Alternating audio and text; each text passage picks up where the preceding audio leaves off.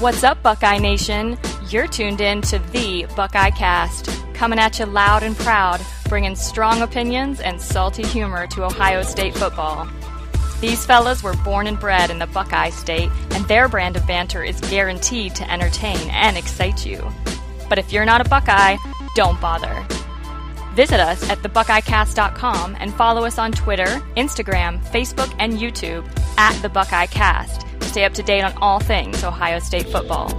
And be sure to subscribe on iTunes, SoundCloud, or Stitcher. Now here's your host, Joe Warwick. What's up, Buckeye Nation? We are back, better than ever. This is the Season 2 premiere of The Buckeye Cast. Oh, I can't believe we made it through Season 1, man. This is episode 23. Believe it or not. Holy shit. Yep. As you know, we are born and bred Buckeyes. We bleed scarlet and gray. We worship at the altar of Woody. Our nuts hang low and our Buckeye flags hang high. If you haven't subscribed yet, hit us up on your favorite podcast app, Apple Podcasts, Google Play, SoundCloud, or Stitcher. And you can also find the show at thebuckeyecast.com. A little more house cleaning to get out of the way here. Subscribe to our email list. You can email me at joe@thebuckeyecast.com or go to thebuckeyecast.com and fill out the fucking form. I really don't care.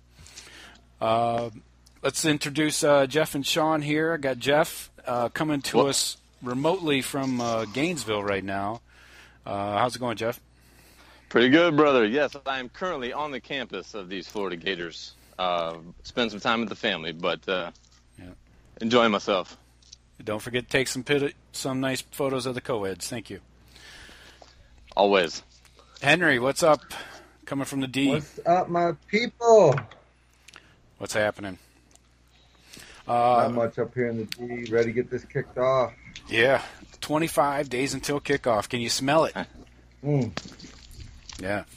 One more housekeeping note I forgot to mention in the open. This goes out to mostly ESPN employees, but everybody's welcome. We're offering internships at the Buckeye Cast. I'm talking to you, Danny Cannell, Trent Dilfer, Jason Stark, Ed Werder. Email your resume to joe@thebuckeyecast.com. Please include 3 references who are not named Dick Vitale or Mark May. Thank you. Very good. Yes, it'd be nice to get some new blood around here. Yeah. These are unpaid internships, I should mention. So, they're still getting unemployment, right? Oh, they're still getting paid. Yeah. But better yet. Yeah. So let's dig into this too deep as we made it through the first week of practice in Columbus. We're going to really dig into some of these positions that are up for grabs, a la receivers, the right guard position, things like that. And also the big one to me is who's JT's backup. That's where I want to start. Obviously, we got Joe Burrow and Dwayne Haskins. Both have been in the program for a couple of years now. Seems like from what all reports are saying that Burrow is hanging on to the job, just barely clinging to it. What are you guys' thoughts? Who do you like over Burrow or Haskins, Jeff? I thought for sure the way Haskins finished up the year last year and over the winter program, all the reports that Haskins was making big strides. I thought there would have already been considerable space between him and Burrow at the number 2. So to hear that Burrow's holding on right now, he must have been working hard over the winter as well. So I still think it'll be Haskins. I think he's going to be just gunning for the starting spot. Obviously not going to be any type of platoon situation, but I expect Haskins to take over the spot as we move into the season. Okay. Henry? I'll disagree. I'll start out the season disagreeing. I don't know. I think it's kind of seems appropriate. Burrow's. Burrow came in last year when JT'd go out. He looks like he makes good decisions, puts the ball down, puts his foot in the ground, goes. He's not hesitating, throws a good ball. Is he quite as athletic as Haskins? No. But I think if JT goes down in a game, I think Burrow's going to be the guy. I think he's been in there one more year. I think he's a really smart kid. He knows it. I think the coaches trust him. I think if JT goes down in a game, it's going to be Burrow that backs him up. But that's not to say if Barrett went down for a long time, Haskins over a 5-6 game stretch might be the better one to replace Barrett, if that makes any sense. And you can see Burrow, if Burrow struggles, maybe comes in, finishes a game that they barely hang on to win, and then struggles the next game or next couple weeks in a row, then maybe Haskins gets a shot, right? I mean, I'm super high on both these guys. I can't wait till they get a chance to run it. I think they're both studs. I think we will be a good football team no matter if either one of those guys are quarterback. Yeah. I agree with you there, Sean. I wasn't trying to dismiss Burrow at all. I just thought that Haskins was making more strides, and plus he was the higher recruited player. They were both sick in that spring game. I mean, they were both insane. Yeah. Right. Yeah. Tate Martell didn't look bad in the spring game either. So, Yeah.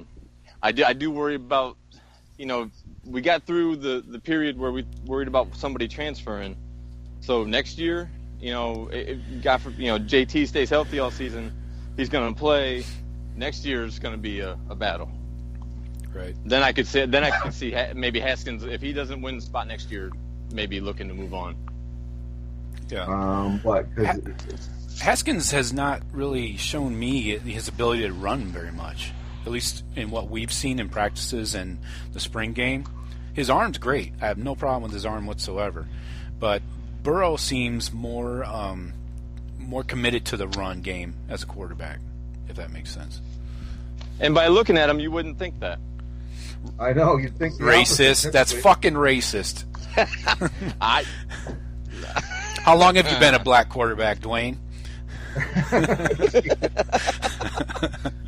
But yeah, and to throw Tater Martell a bone, he's been turning a lot of heads in camp, according to both players and coaches. Has not earned the non-contact jersey yet, so he is fair play. I saw a picture on Twitter of his body transformation and what he looked like when he came into the program with Mick and what he looks like now. Yeah, man, that's all those players that do that. I remember when Josh Perry. Oh yeah, Perry showed was a picture. Insane. I mean, that's just that stuff should be stapled to Mick's resume. Yeah, they take a photo. Those kids, he's changing those kids. Yeah, they take a photo every year. So year 1, year 2, year 3, year 4, whatever. And it's amazing to see some of these guys, like you mentioned, Perry. And just in a 6-month period for Martell. Right. I mean, it looks like almost a different guy. But he looks like a fucking kid out there on the practice field, standing next to all the quarterbacks. He got some guns, though. Martell got some guns, man. Right. But even standing next to JT, who's maybe 6 foot, 6'1" at tops, he does not look like a big dude out there. Right, and they had Martell listed at 200 pounds coming out of high school. I knew that was falsehood. Yeah, he's got big legs, but not that big.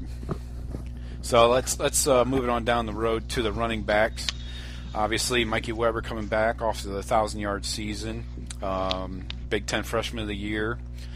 Backed up by incoming freshman stud J.K. Dobbins, who was in camp back in January. So he's been here almost a full year coming up. And we got Demario McCall battling for that backup slot. This week, Weber's been hamstrung by a hamstring injury and is doing more and more in practice really slowly. They're kind of holding him back a little bit. But Dobbins had his black stripe removed last week.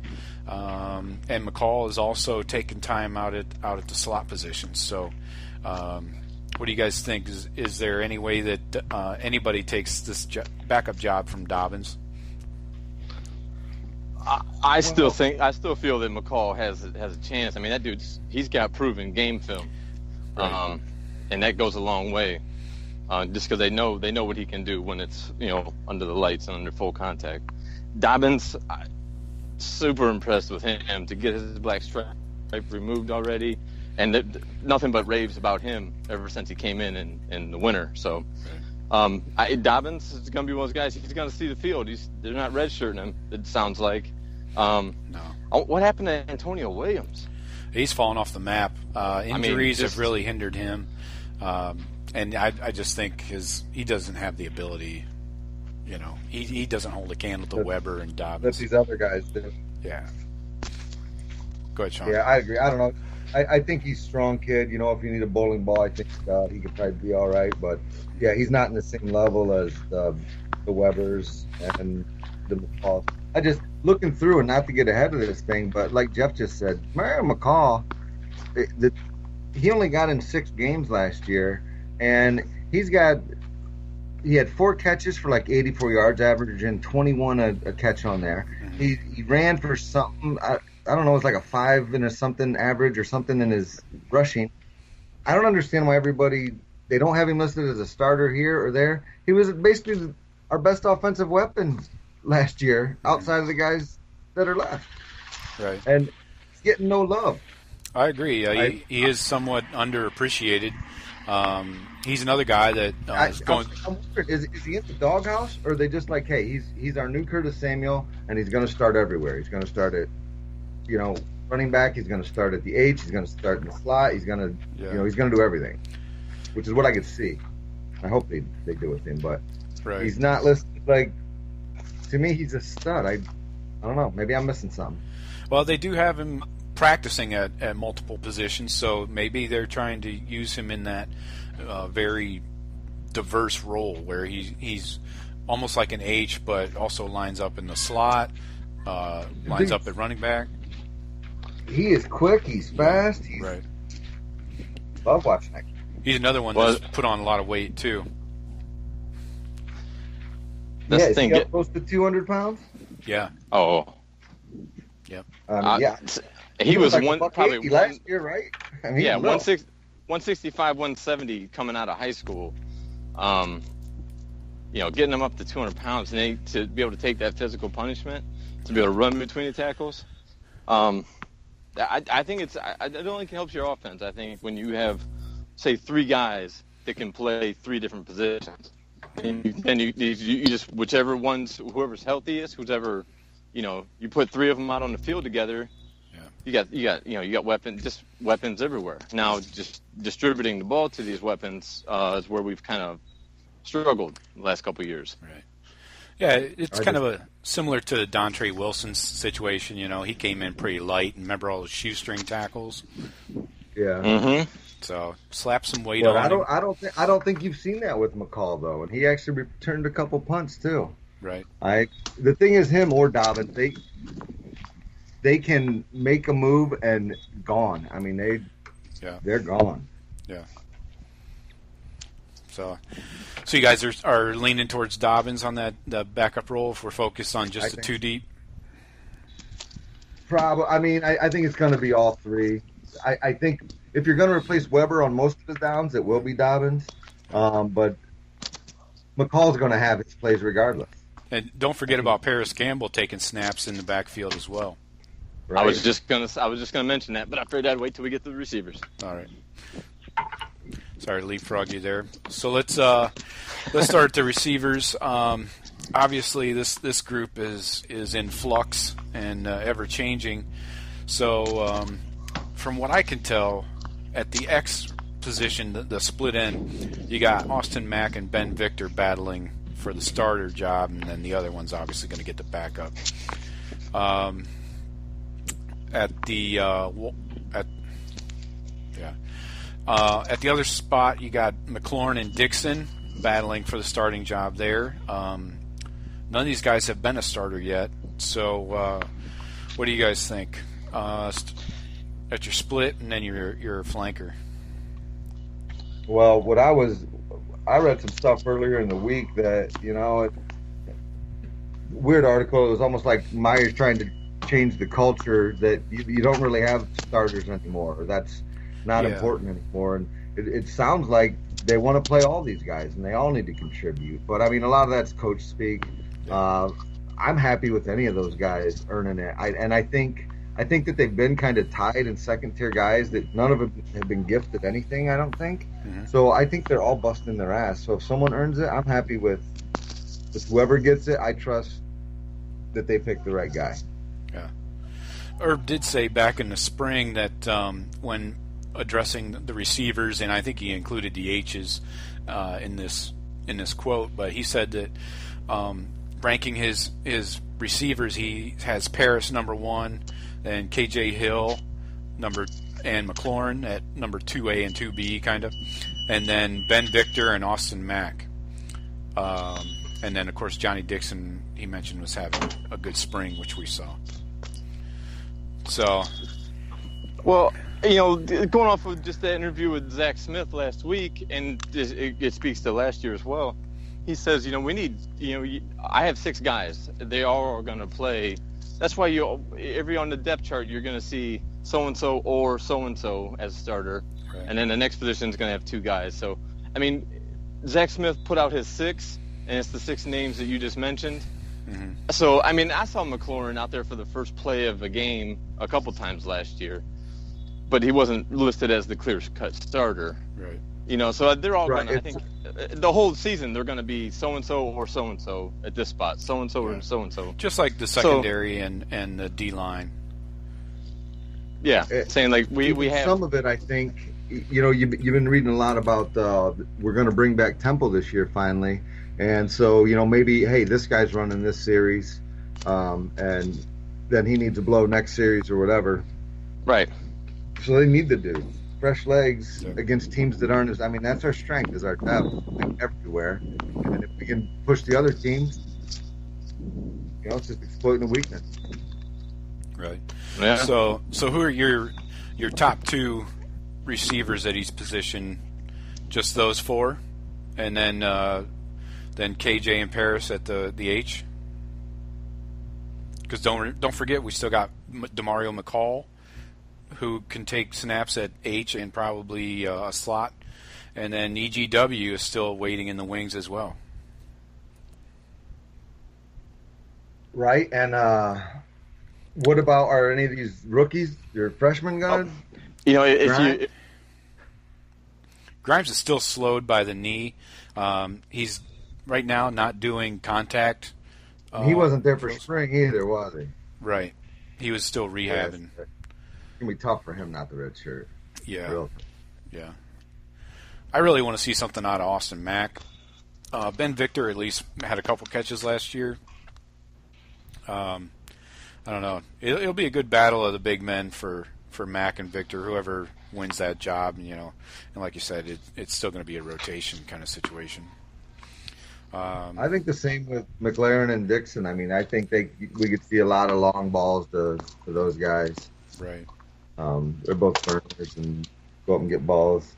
It should be fun. I can't wait to see what Wilson's going to do with this offense. Yeah, I guess the big question is, can someone step up and be a reliable option for JT to go to, like on a 3rd and long when you need 8, who's going to be that guy that he can look to? And I think that's what Urban and Zach Smith are probably banking on McLaurin and Paris to be those guys, because they really. So I've heard just as much about their on-field improvement as their off-the-field leadership. So hopefully that translates to being dependable, in crunch time, because we're going to have some games where it's going to be crunch time. We're not going to be blowing everybody out. Bullshit. That's right. We know better. What kind of our offense can get in some funks now. Come on. Right. Well, that brings us to the next position group. I think does the reliable guy, does Wilson bring in and play that tight end as the reliable guy? Right. Yeah. You guys love Marcus Ball. Okay, show me something, Marcus Ball. He's the only. Show me something this year. He's the highest returning reception guy from last season. Has he been on the field or has he been in the sand all week? He's still in the sand. Ah, fuck. I love that. Nah, he's not on the field yet. He's in the sand. like you don't get to be on dirt and grass yet. You're still in the sand. You're still get in the fucking sandbox. get in your sandbox. So yeah, he had this shoulder surgery in the spring, And now he has a swollen foot or some shit. Depth is going to be a big deal here with, what's his name, rolling his ankle and getting put out for the whole year. Alexander. A.J. Alexander, right. So Luke Farrell is going to be much more valuable. And so Rashad Berry moved over from D-end to add some Who was depth. the other one with Luke Farrell? Is there another kid in that class? Oh, yeah. Houseman? Yeah, right. Yeah. I mean, I feel like we got some good talent there. I don't know how much they progressed, but yeah.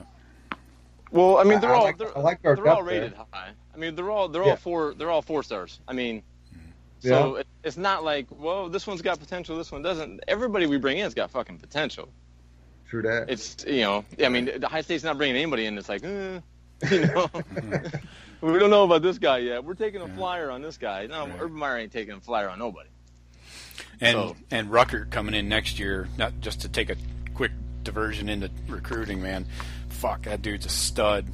He caught everything at the opening up there. It's about time we got thrown to a tight end. Yeah, that helps. But like you said, Kevin Wilson coming in will definitely help the tight end situation. He's cranked out a few to the NFL. So let's shuffle on over to left tackle. Jamarco Jones pretty much has this locked up. I don't know if there's much discussion involved here. Brandon Bowen has been backing him up, so hopefully he's getting some valuable reps. I'm sure they're limiting Jamarco's reps in practice, so I would think. Yeah.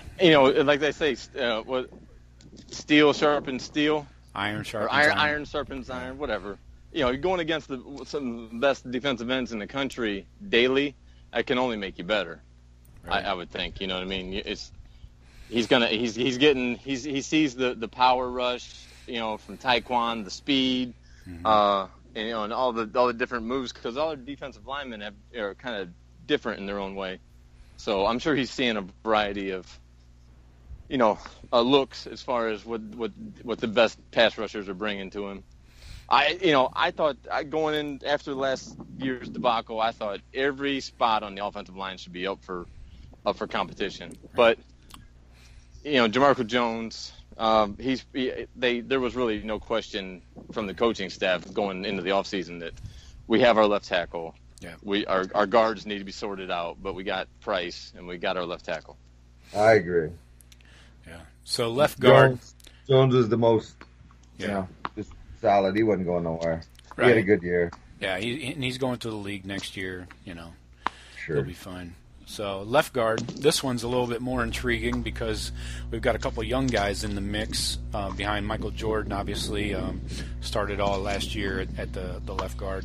Then you got Demetrius Knox, still it's not a good look for Knox that he's still not living up to expectations. And then you got guys like Josh Myers and Wyatt Davis, a true freshmen, that are working into the second team reps behind Jordan.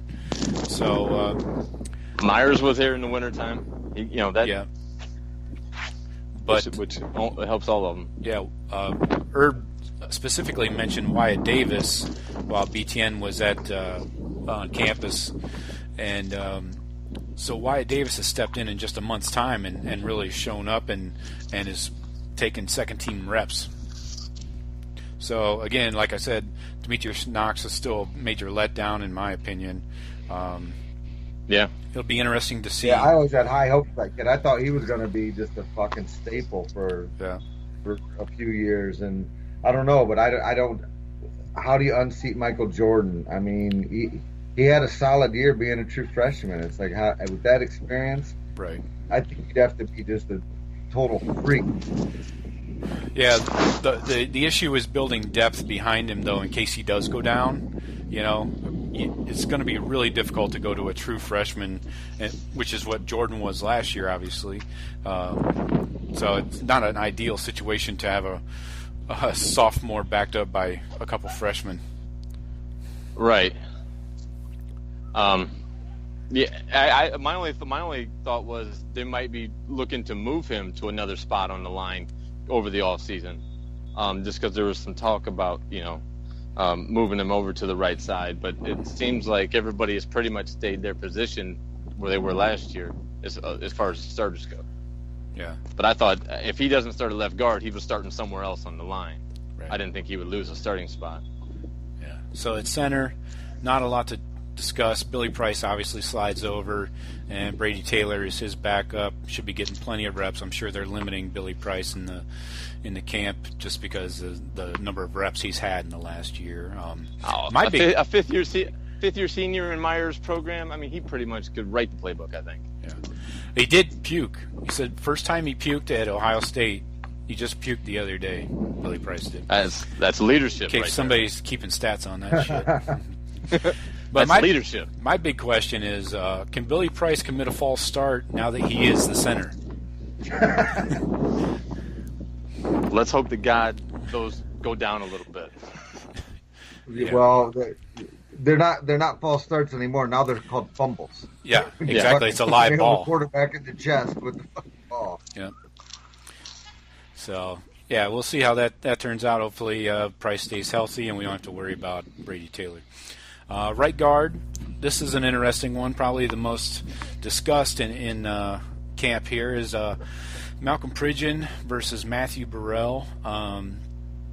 Burrell is still trying to live up to the hype, again, a la Demetrius Knox. This time, I think Burrell actually has his head on a little bit straighter and is actually committed. His body has changed quite a bit from what guys are saying in camp.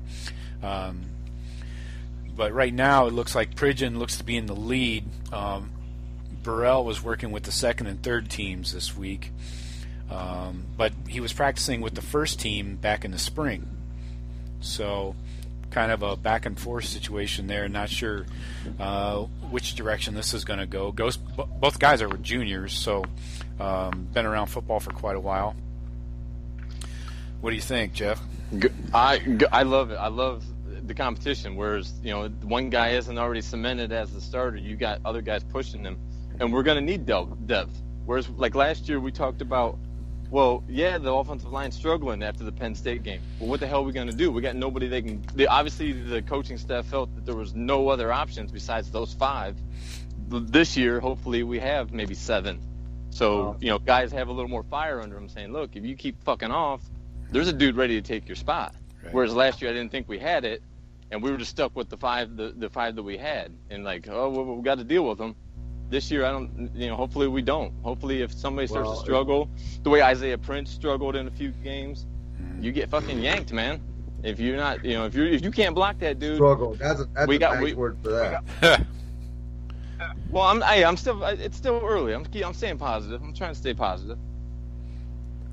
That's what we do here on the show. But don't forget, we keep it fucking positive here. We're building more depth, and we're going to have guys that are pushing.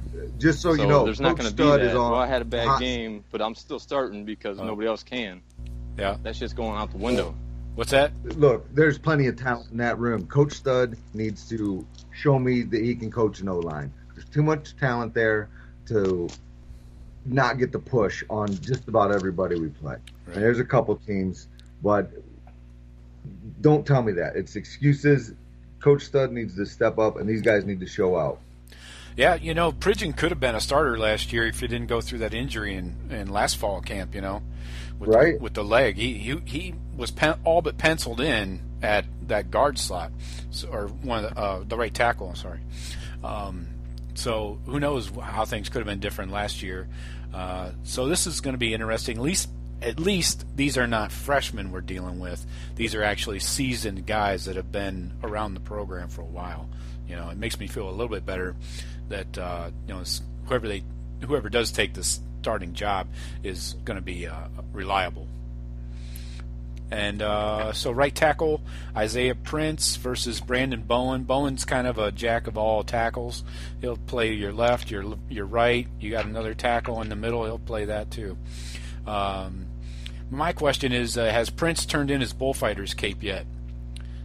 He was olaying guys left and right late in the year last season. I'm sure we all remember that. It was streaks of maize and blue blowing by him on the regular in that Michigan game. Yeah. He made Taco Charlton like $8 million. Yeah, Yeah, he should get a percentage of that. A little finder's fee or something. But what do you think? Prince got this locked down, or do you need to see some more from him? I think he's got it locked down. I mean, he started last year. He was doing a yeoman's job, I thought, most of the year, and then, I don't know, maybe it didn't have a spotlight on him. But the way he got worked by Charlton, the coaches noticed, I'm sure, and said, hey, that shit is unacceptable. And like you said, we got guys behind you. So to me, that's on Coach Stud. He's obviously a freak O-line. I mean, the guy's got the size, the strength, the speed. He's got it all. He just, I don't know, execute. And I put that on Stud. Yeah. It looks like Jeff has fallen out of the show. We'll let you know if he gets reconnected. He may have been abducted or something. Who knows? It wasn't Gainesville. Yeah, a lot of bad things can happen up there.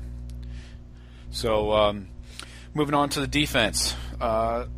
This unit seems to be talked about in every time you bring up Ohio State. The defensive ends. Well chronicled, the quality of player we have here. We got Tyquan, Big Ten D lineman of the year. Got Jonathan Cooper, has seen some time, but not as much as the rest of the guys. You got Hubbard, Holmes, Bosa. This unit's obviously loaded. They can just rotate all day long and keep guys fresh for an entire game. Who do you like the best out of this crew? I don't. You know who I think might be the best? Might be the youngest ones. Like look who's back. Chase Young. Oh, right on time. There's a goddamn conspiracy at Florida Gators athletic department. I know it. With me. I know it. Yeah. You shouldn't have been filleting that gator. I'm blowing up this DN situation. Joe just rattled off all the DN depth. Who's your favorite? Jesus, choose your weapon. Jesus Christ. I was talking to him the other day. I'm like, do you realize in our 3 deep, the third string guys are basically Cooper and Chase Young, who are both 5-star kids. They're third string at Ohio State. It's insane how deep here. I would almost say starter. I would almost say starters on any other Big Ten team right now because of the amount of depth that Michigan and Michigan State lost. Do you mean the third string or the second? Second string is no brainer. No, I think Cooper and Young would be starters on just about every other Big Ten team right now. Because I would agree. I'd go nationwide, man. Me too. There's a couple spots where both of them wouldn't start if they went to the same team, but.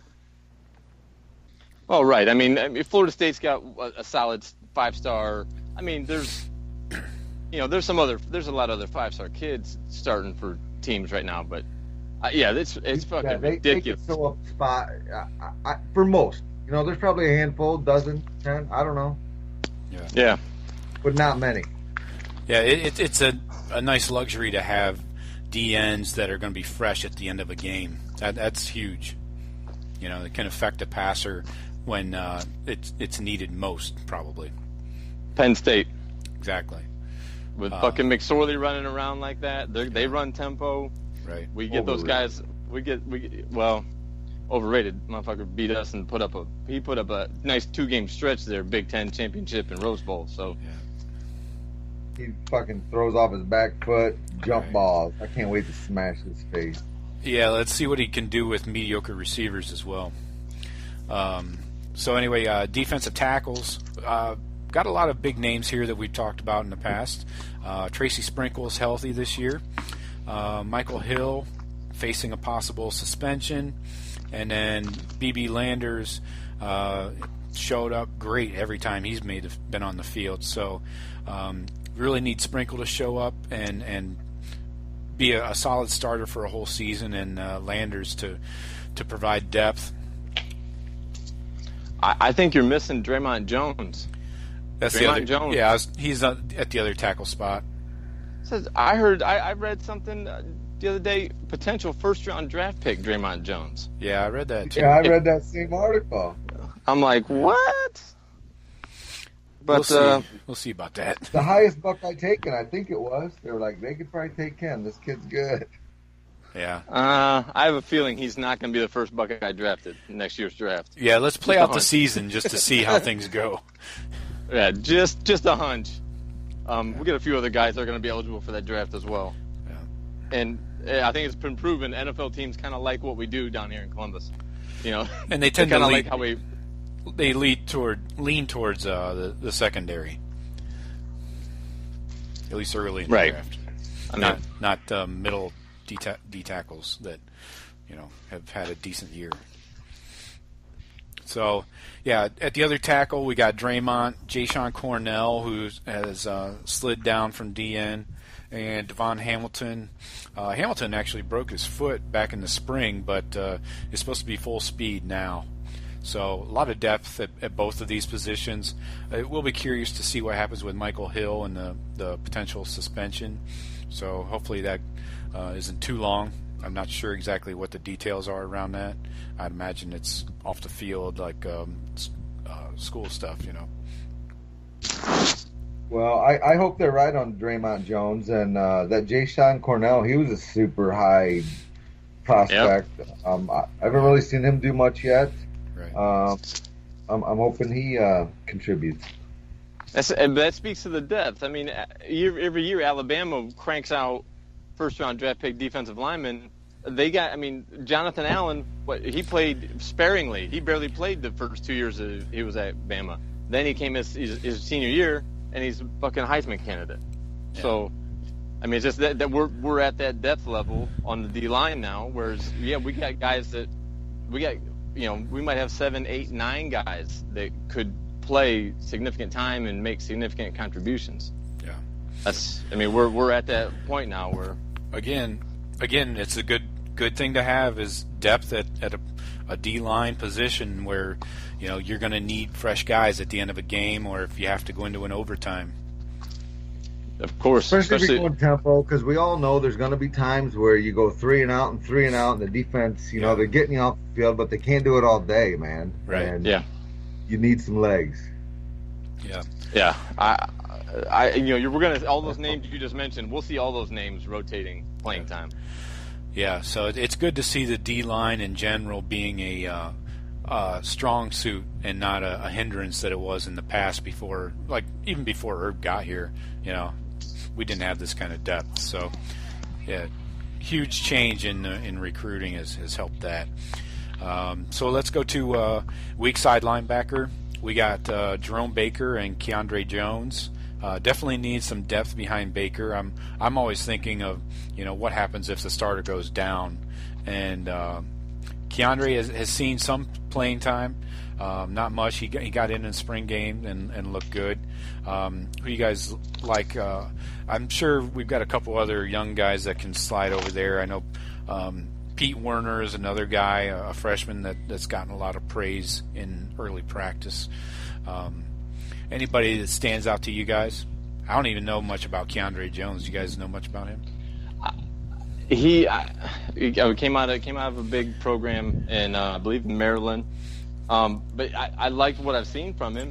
He's had a lot of NFL dudes in front of him. Right. He hasn't seen the field yet. Well, there's Darren Lee, Joshua Perry, Baker, McMillan. We're all these guys are all going to be either in the NFL, or Baker is probably going to leave after this year because they'll probably be looking at an early 1 or 2 round grade.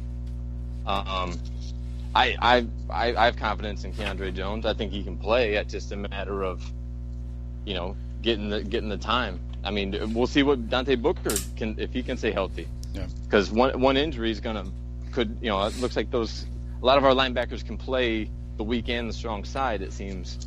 Right. Possibly so. Yeah, it does seem to be a prerequisite to starting is getting to know both positions, and even middle if you have to. I don't know. I think Baker basically took Booker's spot last year. I think if Baker were to go down, Booker probably slides maybe. Well, they might. And then you have a guy that's riding behind Booker. Yeah. I don't know, but it's been so much talent. I know it's a ton of highly rated kids that were all big, fast. They can make contact. I think once Jerome Baker's gone, is an absolute beast. There's going to be another Jerome Baker. Right. We're bringing in that kind of kid. We're bringing in a bunch of them. The D. Lees. We're bringing in 3-star quarterbacks that turn into Bakers. Right. Right. Yeah, I mean, obviously health is going to be a question with any of the guys, but I mean, Baker's a stud. I mean, he's proven. So Keandre Jones will see the field. I mean, I want a lot of these guys that could be potential starters on a lot of other teams that are just having a hard time finding time. That's going to make our special teams stronger, and we need better special teams. We have we have the talent and the athleticism. Our special teams should be dominating. Whereas in the past couple of years, we're like, how the fuck is our team so good, and we can't do shit on special teams? Right. So yeah, I mean, and on the strong side backer, we got Malik Harrison in there behind Booker. Don't forget that Booker was penciled in as a starter going into camp last year before the injury. So, right, interesting that he slid out to the strong side, and then you got Worley sliding over to the middle, and Justin Hilliard behind him. So, like you guys touched on, I think all these players are interchangeable at each position because they need to know what the other guy's doing in his unit. So, it would be interesting to see if a starter goes down, who takes that spot. So that would tell you who the best of the backups is, right? Right. And Booker moved from weak side to strong side this year, so he's familiar with Baker's position. What I'm concerned about is we don't have any middle linebacker experience. Say if Worley were to go down with an injury, right? Who else is you got Hilliard, but Hilliard, I think he hadn't seen the field. A Borland or a smart kid, right? That's been in it for at least a couple of years. You got to be the captain of the D at the middle, right? You're calling the play. You're the quarterback. Yeah. So, to me, going to be. I mean, McMillan did it though, so maybe they can. But what about this Baron Browning?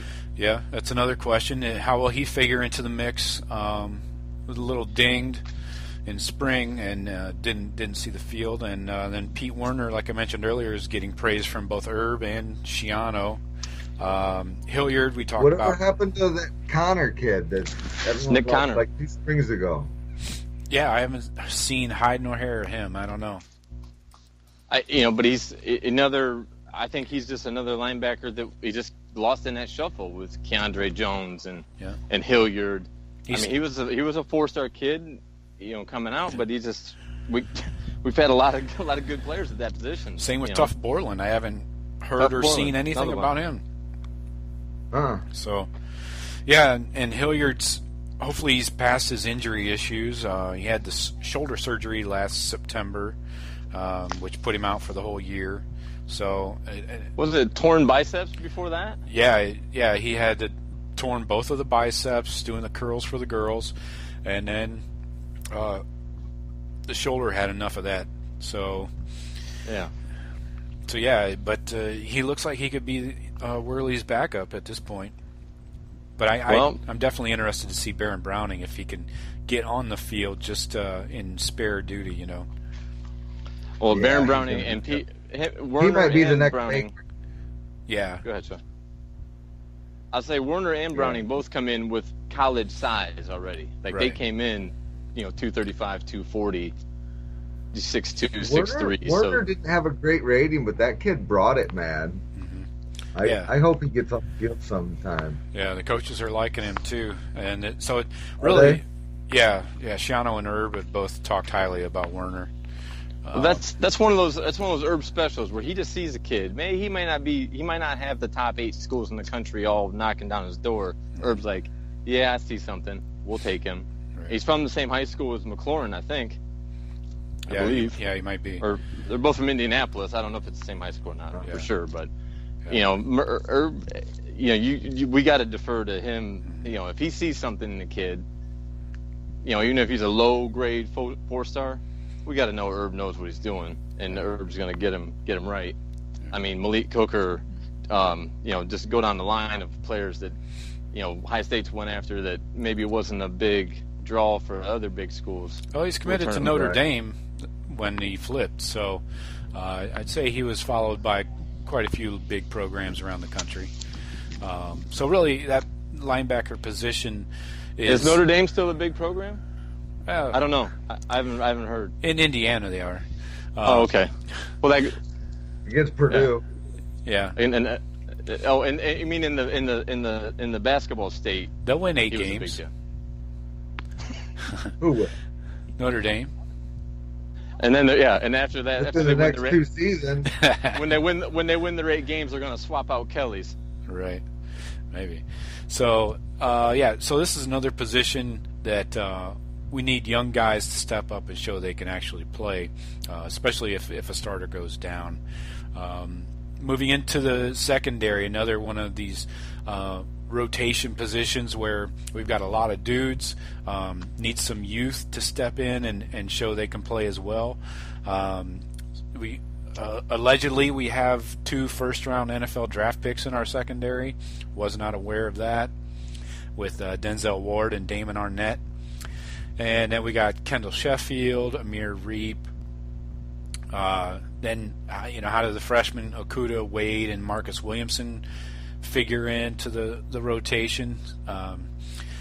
You guys have like a top 3 or 4 that pop out at you, obviously with Ward and Arnett.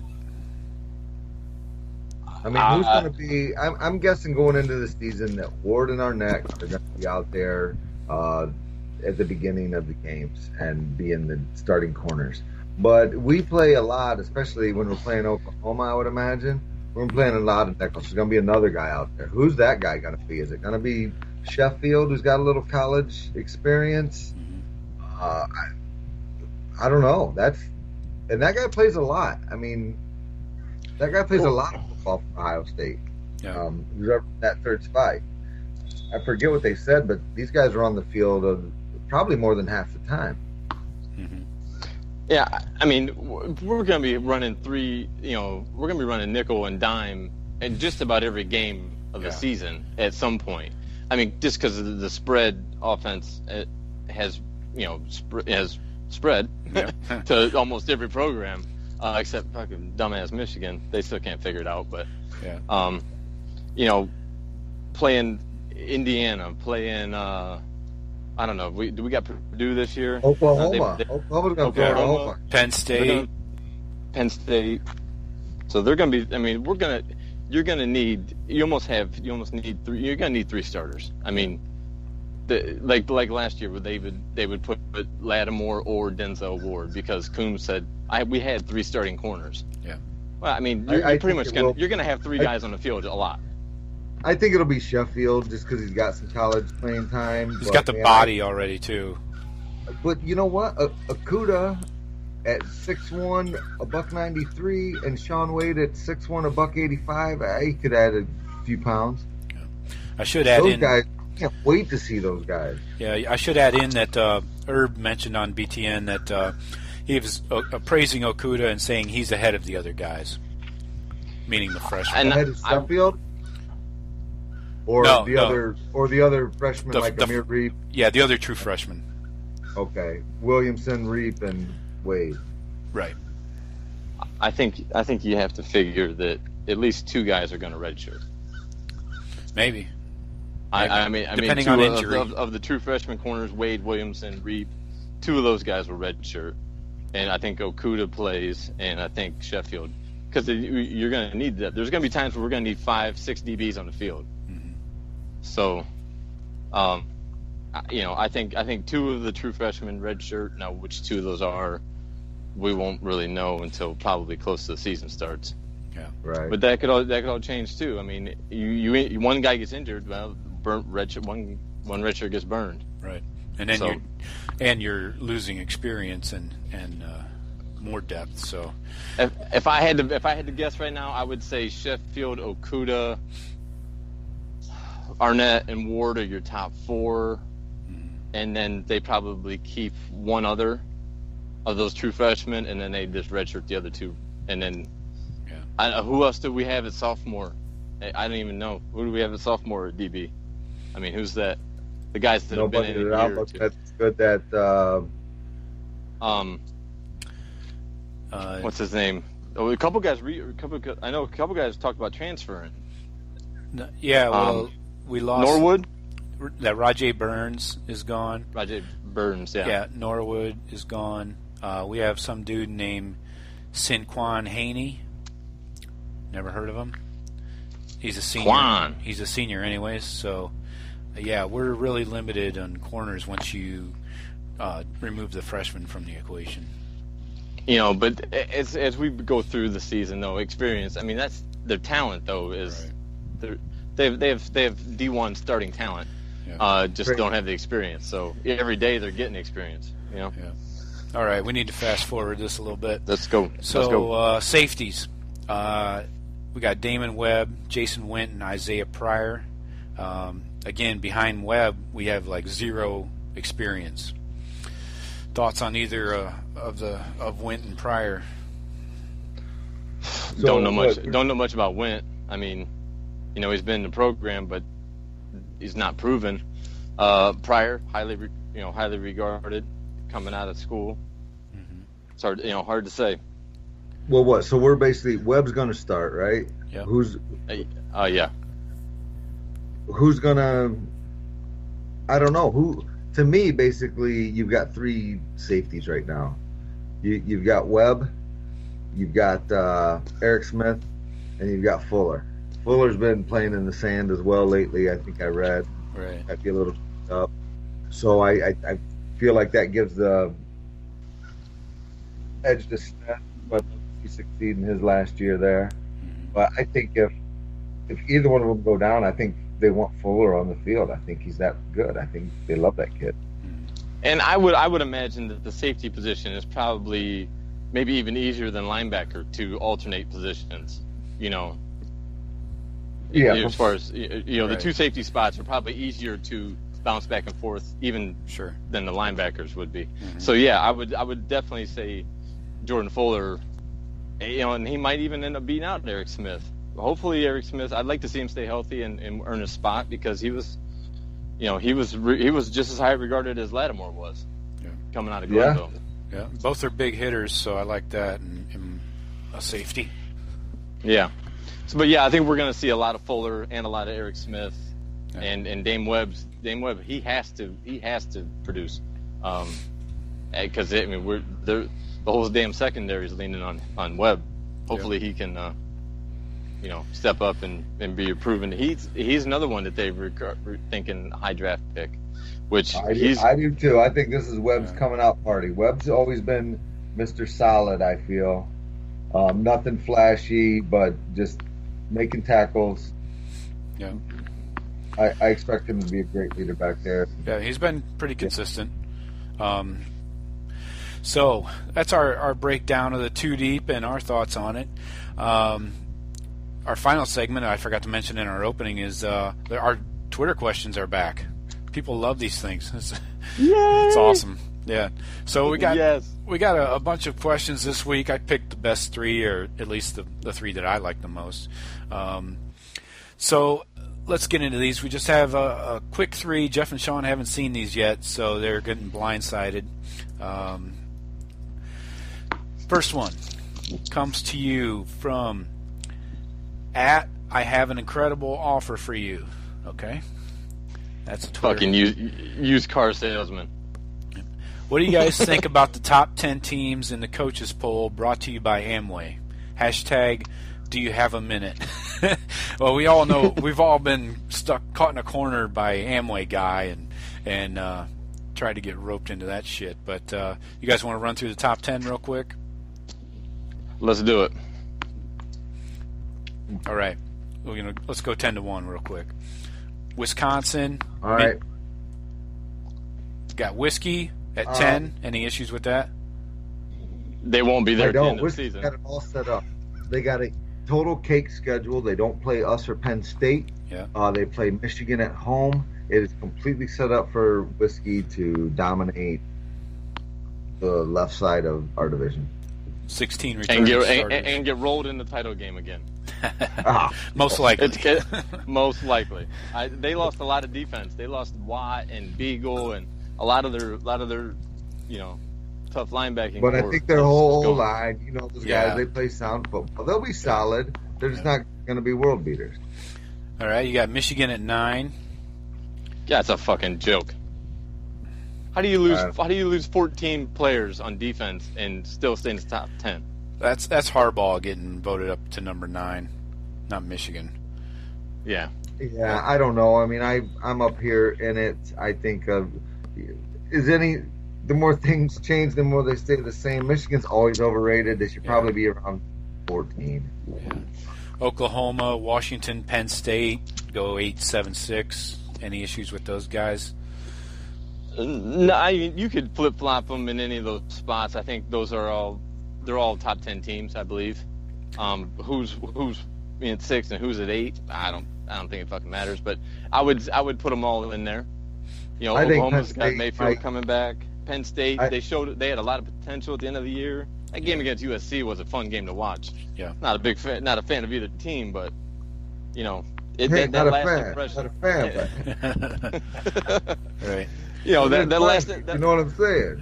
that lasting impression, it goes a long way, I think, with voters.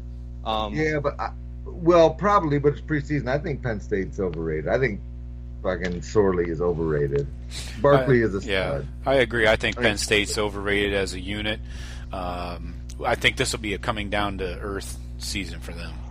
They'll probably still win 9, 10, but I think Big Ten championships out of the equation, and definitely the CFP is out of the equation. I think we're going to totally smash them. Like It's pissed gonna- off, like 4 touchdowns. like what we did to Vatech 2 years ago, coming off of the season before. Well, we just went out at Blacksburg and said, "Okay, you guys got us the year before. We're going to fucking kill you, and we're going to bring you back down to reality." But Penn State, James Franklin, he's going to figure out a way to fuck himself. That He dude's is a not a bastard. good coach. I think he's more of a salesman than he's a coach. I think he's gonna lose them a game probably this year, and then you're right. I think we put the hammer on them in Columbus. All right. But 10 wins, 10 wins could be doable. I'd like to see him beat Michigan. Yeah. How about Clemson, USC, Florida State, Ohio State, Alabama in that order, going up to number 1? I think Clemson's a little overrated. Deshaun Watson did so much for that offense. You're going to have a true freshman possibly starting for Clemson. I don't think they'll be in the top 6. Yeah, but it was one of the best guys that we wanted. Is he a true freshman or a red shirt? That I remember the kid's name that went to Clemson there. That I think's in line for that job. They shut us down, and then all their defense comes back. Clemson is going to be a good football team. I have no doubt about that.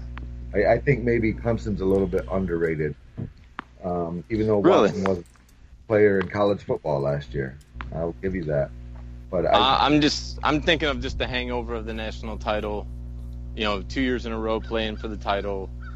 I think, and possibly like our Ohio State team a couple years ago. You know, coming off the national title, we should have been way better than we were. You know, Bosa and Zeke and them's junior year, and we just, we didn't even make the playoff. It could be one of those things. Whereas Clemson shits the bed against Florida State or whatever, doesn't make the playoff, but then it's still considered one of the top 4 teams in the country at the end of the year. Tell you what, that's what worries me this year. I think Ohio State is loaded. I think you bet on Ohio State to win it all. I think we're too deep everywhere. Return enough talent and have so much more special teams talent, but our D-line's going to be, I think, amazing. Ohio State's win or bust for me. It's kind of like that same year, Jeff.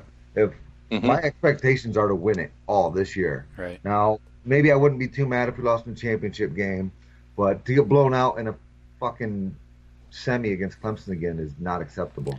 Yeah, I think Clemson gets left out of the top 4 anyways. 5. This is not the way I don't see them. USC's overrated. Yeah, I could see that. They lost some guys, some playmakers that were big, but They have they've been quarterback. recruiting well. Yeah, and the quarterback is key. Their quarterback's the best in the country. I'll give USC that. But their O-line, everything I read about it is it's sketchy. And I don't care how good a quarterback you are. If your O-line sucks, you might do well out there in the pack. But then get into a playoff game against the Alabama, Ohio State, Clemson, Florida State D-line, it's a different fucking animal.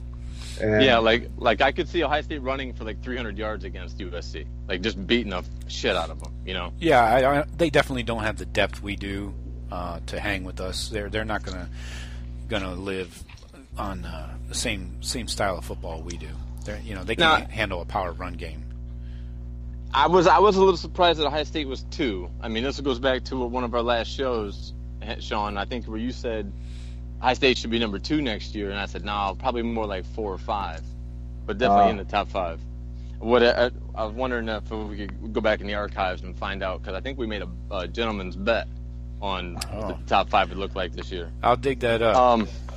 But I think I nailed the top 5 teams. Just I got the order wrong.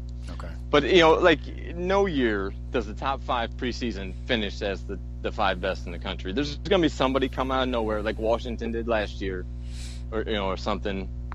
On paper and going off of what they got returning, those are the 5 best teams in the country. But it won't shake out that way. There's going to be injuries or something. Right. So. Yeah, I mean, if Sam Darnold goes down at USC, I mean, what are they then? They're shit. Stanford. They're Stanford. Yeah. Is it weird that the coaches poll is brought to you by Amway? Very strange. So moving along, Twitter question 2. At Coach Hugh Freeze. Hey, we got another good Twitter question from somebody who's famous. Can you recommend alternative methods to contact an escort? # lonely, # jobless, # it only happened once. What was the question? I think we I'm might hung up on the hashtag. Yeah, I think we might just defer this question to another date. Although I would love to offer you a fall internship with the Buckeye Cast, Hugh. You're more than welcome. Yeah, every Sunday morning Bible studies. Don't be late. Oh, he's leading. Fucking hypocrite. Right. Jesus. What a fucking clown show that guy turned into. I saw that shit coming the day they signed that class 4 years ago or whatever it was. I said, this motherfucker's doing something dirty. There's no way they pull what they pull out of nowhere. Right. But, yeah. That kind of brightened my day to see that happen to him, because that's what I expected. Everybody in the SEC, especially Alabama, was crying foul about them. So, Henry, no take on the Twitter question? Yeah, Henry, do you have any information on how to contact an escort safely? I think you'd have to, before you're traveling anywhere, maybe go to the local Chamber of Commerce. They could probably help you out. Oh, good call. Question number 3 and our final Twitter question. Underused resource, man. It's your tax dollars. That's a good point. This one's a little off topic, but everybody has an opinion about this, so why not us? Coming from the Twitter handle, at yelling at my girlfriend in public. Nice. Awesome. All right. I think I got to read this with a little bit of swagger in my voice. Bros. I love shit. Yelling at your girlfriend in public. Bros, you think my dog Conor McGregor is going to ragdoll that black boxer or what? # wallet chains, # above ground pools, # white frame sunglasses, # chalking up before every set at the gym, # ringworm. So it sounds like a UFC fan. A little bit. Okay. So what do you guys think? McGregor versus Mayweather, or that black boxer? In boxing, Mayweather's going to kill McGregor. He's going to kill him. He's going to look stupid. And the only way that it even stays close is if Mayweather's plotting his next $500 billion haul to get a rematch. All right, I'll take this 5 or 7 rounds, Yeah. or whatnot. The He might problem make- you risk is if McGregor were to connect with it, but no one ever connects on Mayweather. I think it's going to be embarrassing. Mayweather could make up to $300 million for this fight. It's realistic. I heard even more. It's possible, yeah. I'm gonna watch it. Me too. It's going to be awful, just like the. If it just gets into like a technical boxing match, yeah, Mayweather will just dance around, outscore him, 90-10, and it'll just be an ugly, boring fight. On the one chance that McGregor can land some punches and maybe I'm just hoping for that miracle. I would love to see McGregor win because that dude is great when he wins. I just want to visually enjoy his celebration if he does win. He's going to get killed, but he might get disqualified. Mayweather's going to duck one of his punches, and then he's going to come in with a knee that Mayweather has no idea is coming and blast him in the face with a bare knee. Well, that's really what I'm hoping for. And knock Mayweather out. Right. That's really what I'm hoping for. Yeah, it's going to be ugly, but there's stuff in the contract that McGregor won't get paid at all if he does anything UFC-like. I'm sure, yeah. So no, there is. It would be great. It would be great if he does like roundhoused him, throw the sleeve. Yeah, like doesn't care. He's and then takes the belt and just walks out of the ring. But he's doing this whole thing for the money. Obviously, he's giving Mayweather all of the concessions. By doing boxing, going with the heavy gloves, the bigger gloves. So it's all Mayweather's, backyard. So of course Mayweather's gonna kill that poor boy. He is. So fuck you at yelling at my girlfriend in public, and you should stop yelling at your girlfriend in public, maybe. All right, that was a good show, boys. Don't forget, if you haven't subscribed yet, please find us on all social media at the Buckeye Cast. You can find the show at all your favorite podcast apps, Apple Podcasts, which used to be iTunes or whatever, Google Play, SoundCloud, Stitcher, and don't forget the website, thebuckeyecast.com. Talk to you guys later. We should have... Find us in your classifieds where you can find the hookers as well. So look. Good call. Yeah, we will have another show for you guys possibly next weekend. We'll see how the practice schedule goes, but we're getting back into the full swing of things and getting geared up for weekly shows, especially once the season starts. Sounds good. All right, good to talk to you guys. Later, fellas. Later.